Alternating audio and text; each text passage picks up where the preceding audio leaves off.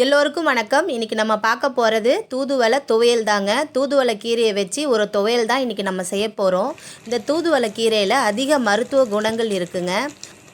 சளி, இரும்பல், வறட்டு இரும்பல், சைனஸ் ப்ராப்ளம், ஆஸ்மா இந்த மாதிரி பிரச்சனைகள்லாம் இருந்துச்சுன்னா இந்த தூதுவளை கீரை எடுத்து சமைச்சு நம்ம சாப்பிட்டுக்கிட்டே வந்தோம்னா அந்த பிரச்சனையிலேருந்து கொஞ்சம் கொஞ்சமாக நம்ம ரிலீஃப் ஆகிடலாங்க. இந்த கீரையில் ஏகப்பட்ட மருத்துவ குணங்கள் இருக்குது. ஆனால் இது சளிக்கு தான் அதிகமாக இதை பயன்படுத்துகிறாங்க. நோய் எதிர்ப்பு சக்தி அதிகமாக இருக்குது இந்த கீரையில். அதனால தான் இந்த கீரையை நம்ம தொடர்ந்து சாப்பிட்டுக்கிட்டே வரணும். என்னுடைய சேனலுக்கு நீங்கள் ஃபஸ்ட் டைம்னா சப்ஸ்கிரைப் பண்ணிக்கோங்க. வாங்க இப்போது வீடியோக்குள்ளே போகலாம். தூதுவளை கீரை துவையல் செய்கிறதுக்காக மாடியிலேருந்து கீரையெல்லாம் நான் பறித்து எடுத்துகிட்டு வந்துட்டேன். இதுக்கு தேவையான பொருள் பார்த்திங்கன்னா வெங்காயம், பூண்டு, தனியா, 2 காஞ்ச மிளகாய், 2 ஸ்பூன் உளுத்தம்பருப்பு, 1 ஸ்பூன் கடலைப்பருப்பு. உளுத்தம்பருப்பு கொஞ்சம் நிறைய எடுத்துக்கோங்க. கடலைப்பருப்பு 1 ஸ்பூன் போதும். கொஞ்சமாக புளி, மிளகு, சீரகம். மிளகு தேவையான அளவு எடுத்துக்கோங்க. நான் ஒரு ஸ்பூன் எடுத்திருக்கேன். உங்களுக்கு மிளகு நிறைய வேணும்னா கூட கொஞ்சம் நீங்கள் மிளகை சேர்த்துக்கலாம். இப்போ வாங்க இது எப்படி செய்கிறதுன்னு பார்க்கலாம். தூதுவளை கீரையை பறிச்சுட்டு வந்து நல்லா ஒரு 3 தடவை நல்லா கழுவி எடுத்துட்டேன். நான் இதில் இருக்க முள்ளெல்லாம் எடுக்கலைங்க. இந்த முள்ளெல்லாம் சேர்த்து தான் நான் அப்படியே சமைக்க போகிறேன். நிறைய பேர் இந்த முள்ளெல்லாம் எடுப்பாங்க. அது எடுக்க வேண்டிய அவசியம் இல்லை. நம்ம எண்ணெயில் வதக்கும் போதே அந்த முள்ளெல்லாம் நல்லா வதங்கிடும். அதனால் முதல்ல நம்ம கீரையை தான் வதக்க போகிறோம். கீரையை முதல்ல வதக்கினா தான் அந்த முள்ளெல்லாம் நல்லா வதங்கி நமக்கு நல்லா அரைக்கும் போது நல்லா மசிஞ்சிரும். கடாய் வச்சுட்டு அதில் கொஞ்சமாக எண்ணெய் சேர்த்து இந்த கீரையை வதக்கிக்கலாம். இந்த கீரையை ரொம்ப மொறுமொறுலாம் வதக்க வேண்டாங்க. எண்ணெயில் நல்லா சுருங்கி வந்தாலே போதும். அப்படி சுருங்கி வரும்போதே இந்த முள்ளெல்லாம் நல்லா வதங்கிரும். நமக்கு அரைக்கும் போது ரொம்ப ஈஸியாக மசிஞ்சிரும்.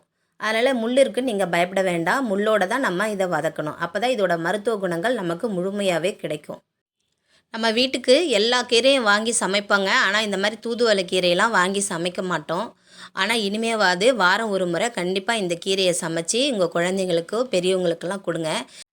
நம்ம இப்போ செய்கிற இந்த கீரை துவையலை நீங்கள் நல்லெண்ணெய் விட்டு செய்யுங்க.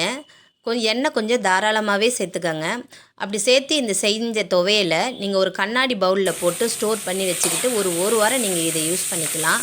நீங்கள் ஃப்ரிட்ஜ் இருந்தால் கூட அதில் வச்சு யூஸ் பண்ணிக்கோங்க. இது கெட்டெல்லாம் போகாது. ஏன்னா நம்ம இதில் தேங்காய்லாம் சேர்க்கலை, புளி வச்சுருக்கிறதுனால இந்த துவையல் வந்து நல்லாயிருக்கும். அதனால் நீங்கள் ஸ்டோர் பண்ணி ஒரு வாரம் இதை தாராளமாக நீங்கள் இதை யூஸ் பண்ணிக்கலாம்.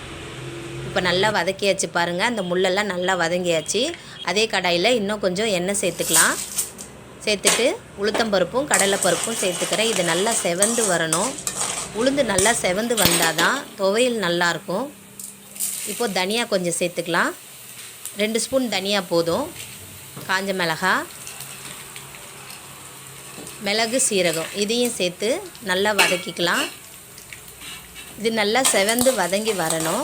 அதுக்கப்புறமா நம்ம உரித்து வச்ச பூண்டு ஒரு கையளவு சேர்த்துக்கோங்க. அப்புறமா வெங்காயம், நான் இதில் சின்ன வெங்காயம் சேர்க்கலை, பெரிய வெங்காயம் சேர்த்துருக்கேன். என்கிட்ட சின்ன வெங்காயம் இல்லை. சின்ன வெங்காயம் சேர்த்திங்கன்னா துவையல் ரொம்ப நல்லாயிருக்கும். ஒரு வெங்காயம் சேர்த்துருக்கேன். புளி, நம்ம எடுத்து வச்ச புளியை இதில் சேர்த்துக்கலாம். இதெல்லாம் சேர்த்துட்டு நல்லா வதக்கிக்கோங்க. நல்லா செவந்து வரணும். நல்லா சிறு தீயிலே வதக்கி எடுத்துக்கோங்க. இந்த வெங்காயம், பூண்டு, மிளகு, சீரகத்தோட வாசனை நல்லா வருங்க. சின்ன வெங்காயம் நல்ல மருத்துவ குணம் உள்ளது. நீங்கள் அதை கண்டிப்பாக இந்த துவையலில் சேர்த்துக்கோங்க. இப்போ என்கிட்ட இல்லை. நம்ம இந்த வதக்கி வச்ச கீரை பார்த்திங்கன்னா இந்த முள் தொடுறேன், குத்தவே இல்லை. இதில் கொஞ்சம் உப்பு சேர்த்து வதக்கிக்கலாம்.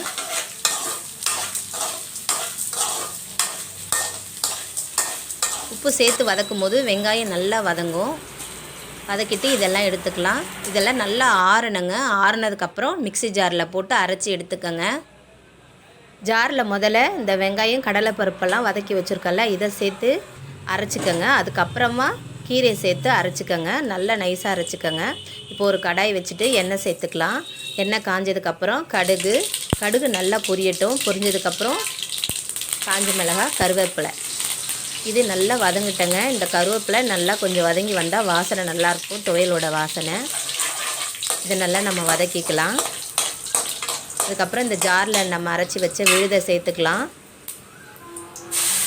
இதை சேர்த்துட்டு இந்த ஜாரில் கொஞ்சமாக தண்ணி விட்டு அலசி சேர்த்துக்கோங்க.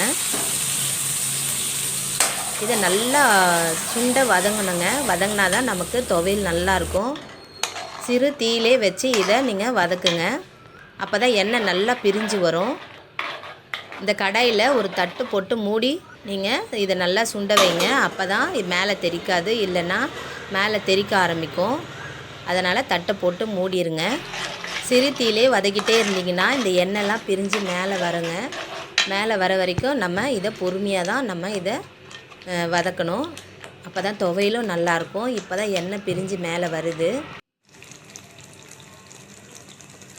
இன்னும் நல்லா எண்ணெய் பிரிஞ்சு வரணுங்க. கிட்டத்தட்ட ஒரு 5 நிமிஷம் ஆகும். அடி பிடிக்காமல் பார்த்துக்கங்க. நம்ம கிண்டி விட்டுக்கிட்டே இருக்கணும். இப்போ எண்ணெய் நல்லா பிரிஞ்சு வந்துருச்சு. நல்லா வதக்குனா தான் இந்த துவையல் நல்லா இருக்குங்க டேஸ்ட்டு. இந்த நல்லெண்ணெயுடைய டேஸ்ட்டும் நமக்கு நல்லாயிருக்கும். இப்போ நல்லா வதங்கிருச்சு. வேறு பாத்திரத்துக்கு நம்ம மாற்றிக்கலாம். இந்த பதிவு உங்களுக்கு பிடிச்சிருக்கோம் நம்புகிறேன். லைக் பண்ணுங்கள், ஷேர் பண்ணுங்கள், சப்ஸ்கிரைப் பண்ணுங்கள். இயற்கையை நேசிப்போம். நன்றி.